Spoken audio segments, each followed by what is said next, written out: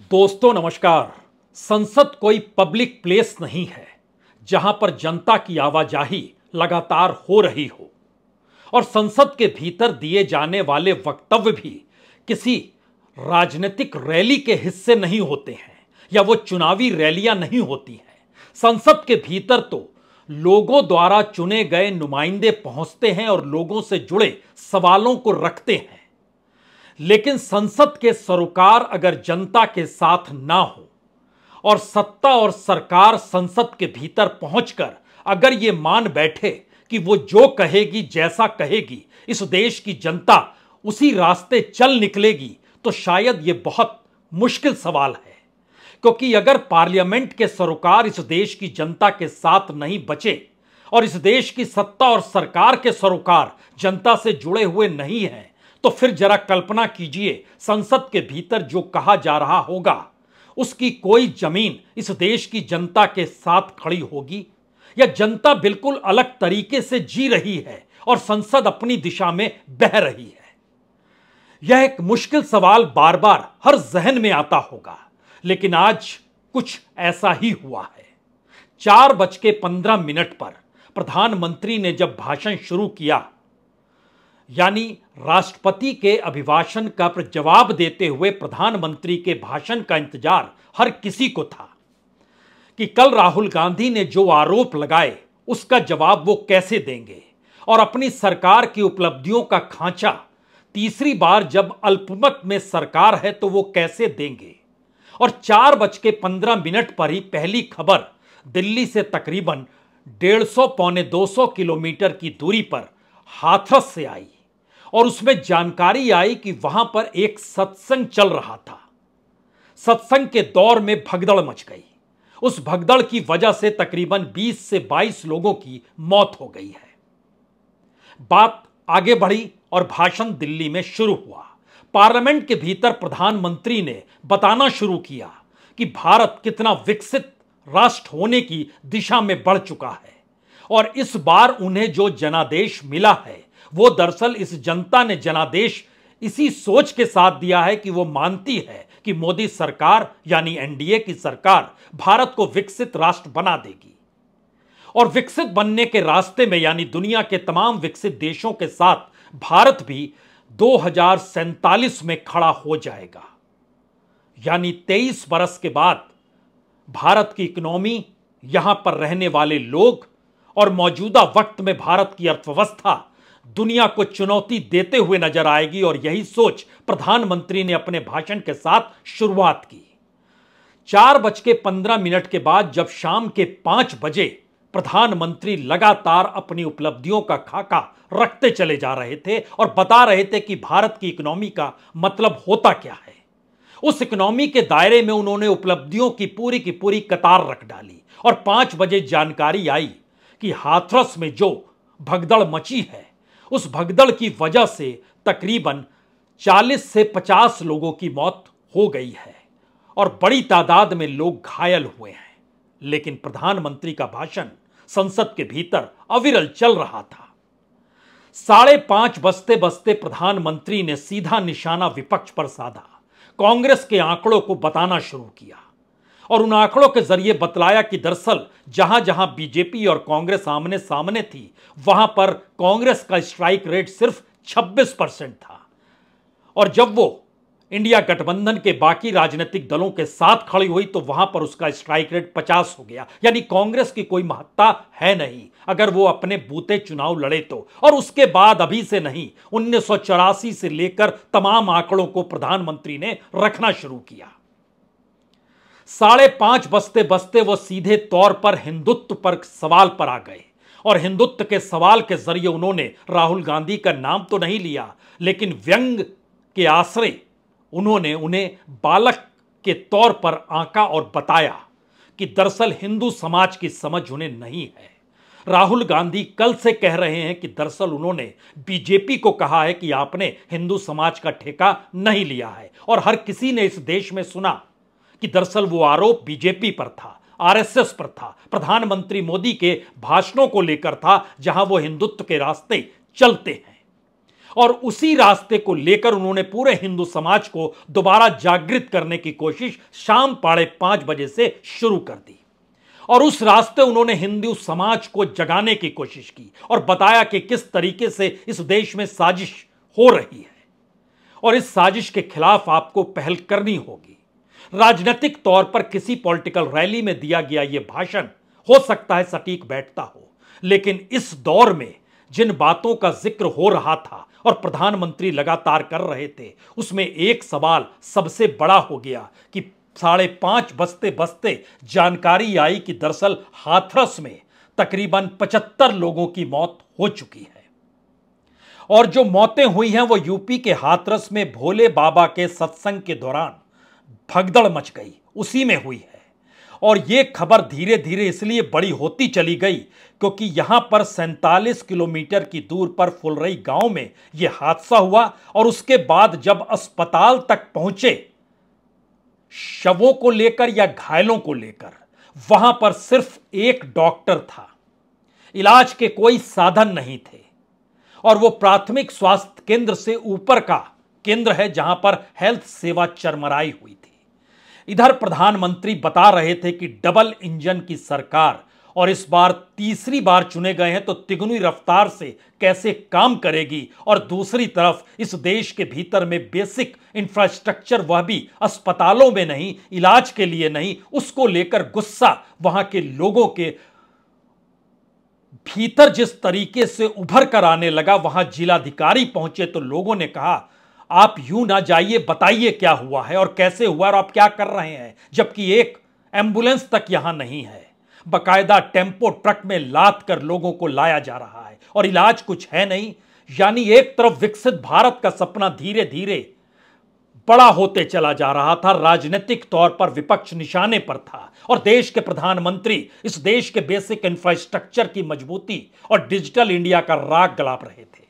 वो जानकारी दे रहे थे कि भारत किस तेजी से धीरे धीरे आगे बढ़ते बढ़ते उनके कार्यकाल में कितना आगे बढ़ गया है। इस दौर में नेहरू को याद किया गया, बाबा साहब अंबेडकर को याद किया गया, राजीव गांधी के उस 15 रुपए के जो कि रुपया चलता था और 15 पैसा पहुंच पाता था, उसको भी याद किया गया। यानी हर कोई निशाने पर था और बीते 10 बरस में जो कुछ हुआ वो उपलब्धियों के साथ था और इन सब के बीच 2047 का सपना रेंग रहा था। लेकिन इन परिस्थितियों के बीच 150 किलोमीटर की दूरी पर स्थिति क्या थी, लोगों के जहन में कैसे सवाल थे और किस तरीके से उनके भीतर का गुस्सा जो बहुत खुले तौर पर बतला रहा था कि किस तरीके से प्रशासन है नहीं, डॉक्टर है नहीं, अस्पताल की इमारत है लेकिन इलाज है नहीं और हम विकसित भारत की दिशा में बढ़ चुके हैं। 2 घंटा हो गए तो जिंदा है, मार रहे हैं ये तो एक भी व्यवस्था नहीं है इनके पास। चले गए लगभग कितने लोगों की मौत हो गई? कम से कम 100-150 आदमी चले गए, यहाँ से 200 के लमसम चले गए और ये अभी तक कोई लाइट नहीं, कोई एक डॉक्टर थे, बाकी के कोई नहीं। उनको आगे को अप्लाई नहीं कर रहे, उनको डिमांड नहीं अभी तक कोई दे पा रहे, तो क्या करेंगे? हॉस्पिटल में ऑक्सीजन में बताइए हमने कैच लाया, इनमें सांस चल रही है, जान है वो नहीं खत्म हो रही है। ना दरोगा ना मंत्री एसपी कोई नहीं है यहाँ पर, नहीं कोई ऑक्सीजन है, कोई ड्रिप लगा रहे, कोई सीरियस होगा उसमें ड्रिप लगा दे तभी बच जाएगा। लगभग कितने लोगों की मौत हो चुकी है यहाँ पर? अभी आ रहा है सुनने वाला नहीं है। 1.5 घंटा हादसे को हो गया, अभी का कोई सीनियर ऑफिसर यहाँ पे मौजूद नहीं है, न कोई सीनियर डॉक्टर यहाँ पे, सीएमओ साहब अभी तक आए नहीं है। 200 मौतें लगभग हो चुकी है, कोई सुनने वाला नहीं है, कोई रेफर करने वाला नहीं है। ये लोगों के भीतर का गुस्सा है, लेकिन दिल्ली के संसद के भीतर अभी भी भाषण चल रहा था। 6 बजते बजते जानकारी निकल कर आई कि दरअसल मौत का आंकड़ा 100 पार कर गया है और वहां पर जिलाधिकारी पहुंचे, पुलिसकर्मी पहुंचे, मंत्री को भेजा गया और तमाम परिस्थितियों के भीतर एक सवाल लगातार रेंगता चला गया कि जो बेसिक स्ट्रक्चर या बेसिक इंफ्रास्ट्रक्चर किसी भी गांव और जिला अस्पताल और उस इलाके के अस्पतालों में होना चाहिए वह गायब है। लेकिन यहां पर जब हम कह रहे हैं कि संसद के कोई सरोकार अगर इस देश की जनता से ना हो, इस देश के भीतर में सत्ता और सरकार इसी पर जश्न मनाने लगे कि जनता का जनादेश उनको सत्ता में बैठाने के लिए था, तो फिर हाथरस में भोले बाबा का सत्संग के दौर में जो फुलरई गांव है, जहां पर सबसे ज्यादा लोगों की वहां पर मौतें हुई हैं, ये रति मानपुर का इलाका है। और वहां से हमारी टीम ने जब जानकारी हासिल की अलग अलग अधिकारियों से बात करने के बाद, तो उन्होंने कई वजहों को बतलाया। उनका कहना था गेट छोटा था, बड़ी तादाद में लोग थे, भगदड़ झटके में मच गई, महिलाएं और बच्चों की तादाद ज्यादा थी, गर्मी ज्यादा थी, उमस ज्यादा थी, दम घुटने लगा। और ये तमाम परिस्थितियां इस देश के भीतर में दम घुटने को लेकर जैसे ही सवाल खड़ा होता है, तो इस देश के पूरे सिस्टम पर यह आवाज गूंजने लगती है कि दम क्या इस देश के भीतर में हर जगह घुट रहा है। लेकिन दूसरी तरफ बताना है कि हमें विकसित देश बनने की दिशा में कदम बढ़ा चुके हैं। तो ऐसे में हर बात को अपने अनुकूल रखने की कोशिश दिल्ली की पार्लियामेंट की मौजूदगी क्या इसी वजह से है? क्योंकि जब इस बात की जानकारी दी गई कि दरअसल अब इस देश में करप्शन बचा ही नहीं है, करप्शन 2014 से पहले होता था, इस दौर में तो नो टॉलरेंस की परिस्थिति है। खुद प्रधानमंत्री मोदी ने 3 बार इस बात का जिक्र किया और जिस अंदाज में कहा कि हम इसको लगातार कहते चले आए हैं कि नो टॉलरेंस किसी भी हालत में करप्शन को लेकर, तो एक झटके में कोई भी मान बैठेगा वाकई कोई करप्शन नहीं है। और जानकारी जो निकल कर आई, वो तमाम अस्पताल जो उत्तर प्रदेश के भीतर और हाथरस के भीतर के जो अस्पताल है, वहां के लोगों ने जो जानकारी दी कि एक दवाई वहां पर रहती नहीं है, पैरासीटामोल जरूर रहता है और वहां पर एक पाउडर रहता है गर्मी से बचने के लिए, और उसके अलावे बनरॉल जैसी कोई चीज अगर स्किन पे कुछ हो जाए तो लगाने, बाकी कोई दवाई रहती नहीं है। वहां के लोग ये जानकारी दे रहे हैं। और दूसरी तरफ हम इस देश को विकसित राष्ट्र बनाने की दिशा में कैसे बढ़ रहे हैं, इसको लेकर पूरी पार्लियामेंट सजी हुई है। हालांकि पार्लियामेंट के भीतर आज नारे लगातार प्रधानमंत्री के भाषण में लगते रहे, मणिपुर मणिपुर, जस्टिस, न्याय दो, ये आवाज लगते रहे। बकायदा लोग वेल में आकर बैठ गए और तमाम सांसद ये नारे लगाते रहे। जब तक प्रधानमंत्री बोलते रहे, नारे लगते रहे। लेकिन सवाल तो यह है कि प्रधानमंत्री क्या बोल रहे थे और इस देश की हकीकत क्या है? इस देश की हकीकत में क्या करप्शन नहीं है? तो जरा कल्पना कीजिए कि सुप्रीम कोर्ट ने इस देश के सबसे बड़े करप्शन को उजागर किया और उस उजागर करने की परिस्थिति में बीजेपी और सत्ताधारी पार्टी यानी बीजेपी के हिस्से में 8,000 करोड़ से ज्यादा का रुपया गया। यह करप्शन इलेक्टोरल बॉन्ड को था, जिसको लेकर सुप्रीम कोर्ट को कहना पड़ा कि यह असंवैधानिक है। लेकिन हम चूंकि करप्शन नहीं मानते हैं और बार बार इसको कहा जाए और इस देश का मीडिया अगर वही बताए और वो सवाल ना करे, तो फिर करप्शन की बात कहां से आएगी? हमें लगता है एक क्षण के लिए आप सुन लीजिए प्रधानमंत्री जब जीरो टॉलरेंस का जिक्र करते हैं करप्शन को लेकर। हम 2014 में जब पहली बार जीत करके आए थे, तो चुनाव के अभियान में भी हमने कहा था कि हमारा करप्शन के प्रति जीरो टॉलरेंस रहेगा। और आज मुझे गर्व है कि हमारे सरकार ने देश का सामान्य मानवी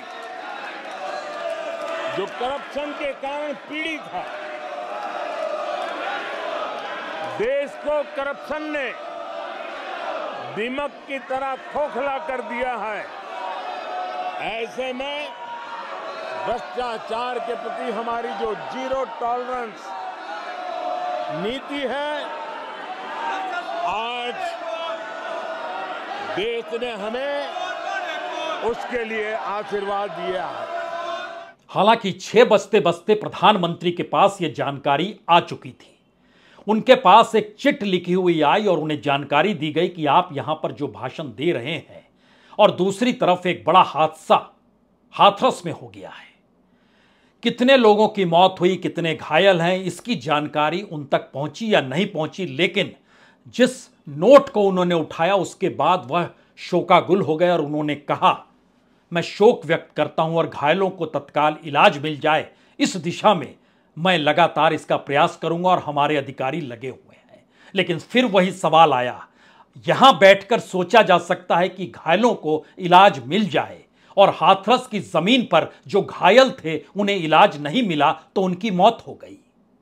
इतनी कम दूरी में इतनी व्यापक बेसिक जरूरतें अगर इस देश के भीतर से गायब है तो हम किन सवालों को उठाएं और किन सवालों के आश्रय इस देश के चकाचौंध को परोसने की कोशिश करें। और वही मीडिया जिसका काम है इस दौर में तुरंत भाषण को रोकना चाहिए, उसका काम था उस दौर में हादसों को बताना, दिखाना चाहिए, सचेत करना चाहिए, इस देश के भीतर की स्थिति को सामने रखना चाहिए। लेकिन जब तक चलते रहो और जब तक प्रधानमंत्री ने इस बात की जानकारी नहीं दी कि मुझे जानकारी मिली है कि हाथरस में ऐसा हो गया है, जबकि 4:15 पे जब भाषण शुरू हुआ था 22 मौतों की जानकारी आ चुकी थी, यानी यह पूरी घटना दोपहर के वक्त की है। तो क्या सूचना और जानकारी भी नहीं आ पाती है उस दौर में जब डिजिटल इंडिया के राग इस दौर में पार्लियामेंट के भीतर गाए जा रहे थे और यह बताया जा रहा था कि कैसे किस रूप में इस देश की प्रगति को लेकर समूची दुनिया एकदम से देखती रह जाती है। यह सवाल इसलिए क्योंकि आज जानकारी प्रधानमंत्री एक तरफ दे रहे थे, हम करप्शन के प्रति जीरो टॉलरेंस ही नहीं बल्कि हम तो सबका साथ सबका विकास का नारा है। गरीबी से कितने 25 करोड़ लोगों को हमने बाहर निकाला है और जनता ने हमारे इसी उच्च आदर्शों को देखते हुए जो जनादेश दिया है, उसी के बाद हम तीसरी बार सत्ता में आए हैं और विकसित भारत के संकल्प के साथ जनता ने भी मोहर लगा दी है। और विकसित भारत होने का मतलब है कि हम बेहतरीन तरीके से काम कर रहे हैं और देशवासियों का आत्मविश्वास लगातार ऊपर जा रहा है, जो 2014 से पहले था ही नहीं। लेकिन सच क्या है? और सच यह है कि अगर एक तरफ मोदी सरकार के करप्शन में सबसे मील का पत्थर इलेक्टोरल बॉन्ड है, जिसको पूरे तरीके से गैर कानूनी और असंवैधानिक शब्द सुप्रीम कोर्ट को कहना पड़ा, तो दूसरी तरफ मोदी गवर्नेंस मणिपुर ट्रेजेडी के साथ कभी खड़ी हुई नहीं, यह भी सच है। इसीलिए पार्लियामेंट में आज मणिपुर को लेकर ही लगातार नारे लगते रहे, क्योंकि जब मणिपुर की घटना थी तब प्रधानमंत्री कर्नाटक में चुनाव प्रचार कर रहे थे और आज भी जो भाषण राष्ट्रपति के अभिभाषण पर दे रहे थे वह किसी चुनावी रैली के समान था, क्योंकि हम यहां जीते, हम मध्य प्रदेश जीते, छत्तीसगढ़ जीते, राजस्थान जीते और इस बार फिर से जीत कर आए हैं। हम कमाल करते हैं, लेकिन सत्ता में आप हैं, लेकिन इस देश के भीतर की जानकारी तक आप तक ना पहुंच पाए। और यह देश जब मानकर चल रहा है कि इस देश को चलाने की परिस्थिति में सिर्फ पीएमओ है, यानी प्रधानमंत्री कार्यालय है, फिर भी जानकारी नहीं पहुंच पा रही है।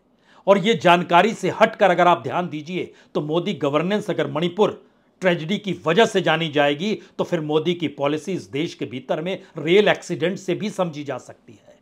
मोदी इंफ्रास्ट्रक्चर को समझेंगे तो इस देश में एयरपोर्ट्स का जो हाल हुआ है, वो चाहे राजकोट का हो, चाहे जबलपुर का हो, चाहे दिल्ली का हो, चाहे अयोध्या की सड़कों का जिक्र कर लीजिए, जो बेसिक चीजें हैं। और इतना ही नहीं, प्रधानमंत्री लगातार इस बात का जिक्र कर रहे थे कि देखिए हमारी इकोनॉमी अब तीसरे नंबर पर आ जाएगी।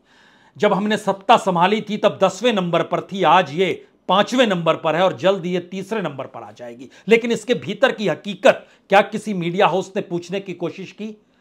क्योंकि इतना ज्यादा कर्ज भारत पर है और जिस समय इन्होंने सत्ता संभाली थी उस समय 49 लाख करोड़ का कर्ज भारत के ऊपर वर्ल्ड बैंक और आईएमएफ का था। लेकिन आज की तारीख में यह 200 लाख करोड़ पार कर चुका है, 208 लाख करोड़। यह है कर्ज की स्थिति और यह है इकोनॉमी की स्थिति, जो इस देश के भीतर लोगों के ऊपर कर्ज का बोझ है। सवाल यह नहीं है, उन्होंने बीच बीच में राज्यों का जिक्र किया, जो गैर बीजेपी शासित राज्य हैं वो किस तरीके से अर्थव्यवस्था संभाल नहीं पाते हैं और वो भारत पर कैसे बोझ बन जाएं और केंद्र की सरकार को मुश्किल हो जाए। लेकिन यह नहीं बता पाए कि दरअसल इस दौर में आईएमएफ और वर्ल्ड बैंक भी चेता रहा है कि भारत की जीडीपी को कहीं भारत का कर्ज लेना पार ना कर जाए, जो एक खतरे की घंटी होती है। लेकिन हम इन बातों से दूर हैं, क्योंकि हमें संसद के भीतर भी उन्हीं बातों को रखना है जिस आश्रय इस देश के चुनावी रैलियों में लोगों का मन मोह लिया जाता है। और सियासी तौर पर यह परिस्थिति कैसे होगी, किस रूप में सुधरेगी, कोई नहीं जानता है।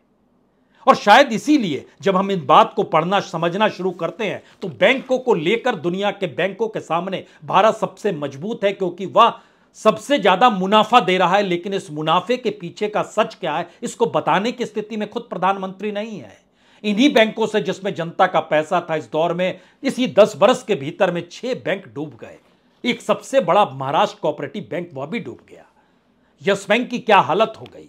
IL&S से जो बातें शुरू हुई थी 95,000 करोड़ के घपले घोटाले को लेकर, इस देश की इकोनॉमी में वो पहला एक ऐसा घाव था जिसने बतला दिया कि इस देश के भीतर में सरकार किनके साथ खड़ी है और जो डूबने डुबाने वाले लोग हैं उनके अनुकूल नीतियां कैसे बन रही है। इसीलिए बैंकरप्सी एक्ट तक बनाया गया उनको लेकर, और जो अपने आप में कंगाल हो जाए उनको सुविधा के साथ कैसे खड़ा किया जाए, उसी दिशा में सरकार बढ़ती चली गई। और शायद इसीलिए जब रोजगार का सवाल आया तो प्रधानमंत्री ये कहने से चूके नहीं कि दरअसल प्राइवेट सेक्टर इस दौर में कमाल का रोजगार दे रहा है। और कल्पना कीजिए, प्राइवेट सेक्टर के हवाले उन्होंने रोजगार को भी कर दिया।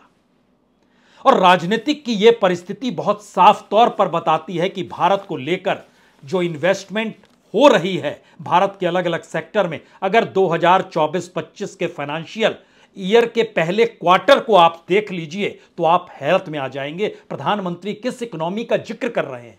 तो सवाल यह नहीं कि हाथरस में जो हुआ वहां के लोगों, वहां की जिंदगी, वहां के अस्पताल, वहां की परिस्थितियों की जानकारी यहां नहीं है। यहां तो अपने ही क्षेत्र की जानकारी नहीं है। वित्त मंत्री तो संसद के भीतर बैठी हुई है, लेकिन सच क्या है? सच यह है कि जो नया इन्वेस्टमेंट हर तिमाही में सरकार जारी करती है, तो अप्रैल से जून का जो पहला क्वार्टर है 2024-25 फाइनेंशियल ईयर का, उसमें पहली बार हर चीज नेगेटिव में है। मैन्युफैक्चरिंग में -97.1%, इलेक्ट्रिसिटी में -92.9%, सर्विस सेक्टर में -92.6%, कंस्ट्रक्शन और रियल एस्टेट में -84.4%। यह है वॉल्यूम न्यू प्रोजेक्ट को लेकर जो इन्वेस्टमेंट होनी चाहिए पिछले की तुलना में इस दौर में यह परिस्थिति। और इतना ही नहीं, कोविड काल को सबसे खतरनाक दौर माना जाता है, लेकिन इन सब के बावजूद भी इस देश के भीतर में जो प्रोजेक्ट चल रहे थे कोविड काल में, अप्रैल से जून तक 2020 कोविड का दौर था, उस दौर में भी जो प्रोजेक्ट चल रहे थे उसको जो पूरा करने की स्थिति में था, उसमें 35,513 करोड़ रुपए प्रोजेक्ट में लगाए गए। और इस दौर में ना कोविड है ना कोई क्राइसिस है, भारत अमृतकाल में है और भारत विकसित देश होने की दिशा में नीतियों के आसरे बढ़ चुका है। लेकिन अप्रैल से जून 2024 की स्थिति उस कोविड काल के 35,513 करोड़ से भी कम 33,581 करोड़ की है। और आपको हैरत होगी, दो सबसे बड़े प्रोजेक्ट जो हैं उसमें एक श्री सीमेंट लिमिटेड है 2,500 करोड़ का, दूसरा solar power project Madhya Pradesh का है आगार सोलर पार्क 2,275 करोड़ का है। लेकिन हम मध्य प्रदेश में जीत गए, छत्तीसगढ़ में जीत गए, राजस्थान में चुनावी जीत मिल गई और इस बार जनता हमारे साथ खड़ी है। देखिए किस तरीके की अनुकूल परिस्थिति। इन सारी बातों का जिक्र करते हुए अगर कोई कहे कि हम तीसरी बार आए हैं और तिगुनी रफ्तार से काम करेंगे, तो आप क्या करेंगे? मैंने पहले भी कहा है, आज मैं फिर से दोहराऊं, हमारी तीसरी टर्म में इसका मतलब है हम 3 गुना स्पीड से काम करेंगे। हमारी तीसरी टर्म का मतलब है हम 3 गुना शक्ति लगाएंगे। हमारी तीसरी टर्म का मतलब है हम देशवासियों को 3 गुना परिणाम ला करके देंगे। संसद में तो कोई बोलने से रोक नहीं सकता है, नारे लग सकते हैं जो लग रहे थे, लेकिन प्रधानमंत्री अगर लगातार इस देश की उपलब्धियों का खांचा रखते चले गए, लेकिन सड़क की स्थिति ऐसी होती नहीं है। इसीलिए हाथरस के जो अधिकारी हैं वरिष्ठ, वो जब पहुंचे तो जनता ने कहना शुरू किया आप इस तरीके से नहीं जा सकते हैं, और वो कहते रहे नहीं जांच होगी। उन्होंने कहा ऐसे नहीं जा सकते हैं। देखिए इसमें जांच होगी। देखिए वो जांच में निकल आएगा। जिम्मेदार बताइए, इसका जिम्मेदार कौन होगा? नहीं सर, आप ऐसे नहीं जा सकते, आप जवाब दीजिए हमें। देखिए वो सवाल कोई भी अब पूछ सकता है, इस देश को चला कौन रहा है? प्रधानमंत्री जो संसद के भीतर कहते हैं अगर इस देश के गांव शहरों में लोगों की जिंदगी में उससे हटकर जिंदगी है तो फिर कोई सरोकार नहीं है, तो यह देश चला कौन रहा है? प्रधानमंत्री जिन बातों का जिक्र करते हैं वो भाषण उन्हें लिख कर दिया जाता है या उपलब्धियों के आंकड़े उनके सलाहकार, उनके अर्थशास्त्री यूं ही परोस देते हैं? क्योंकि इस देश के भीतर बेसिक इंफ्रास्ट्रक्चर कमोवेश हर क्षेत्र में लड़खड़ाया हुआ है।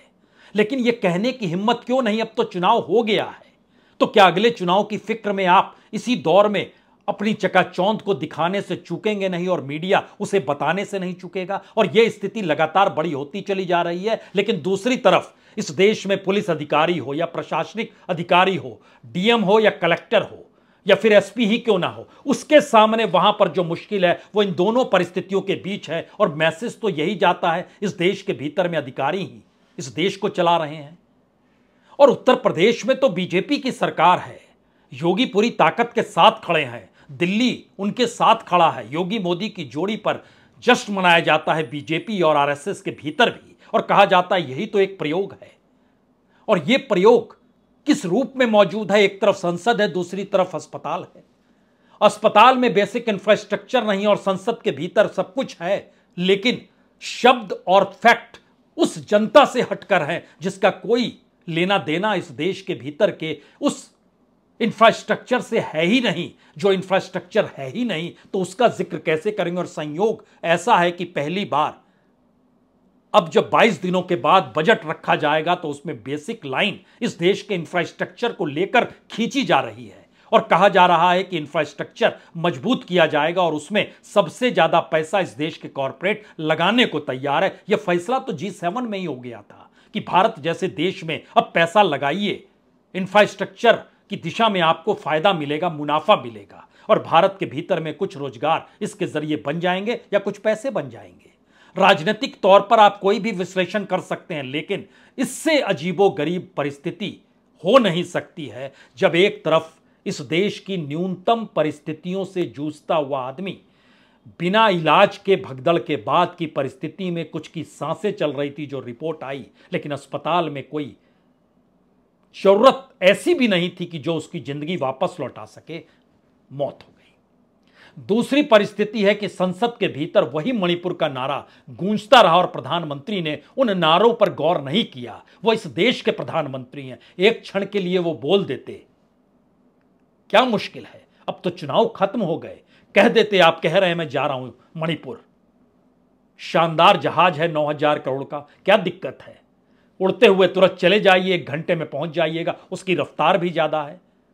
वहां के लोगों को यह भरोसा तो हो, और यह भरोसा मणिपुर के लोगों का नहीं, हाथरस के लोगों को भी तो यह भरोसा होना चाहिए कि उनके अस्पतालों में इलाज के लिए दवाइयां हैं, डॉक्टर हैं, नर्स है, एम्बुलेंस है, कुछ भी तो नहीं है।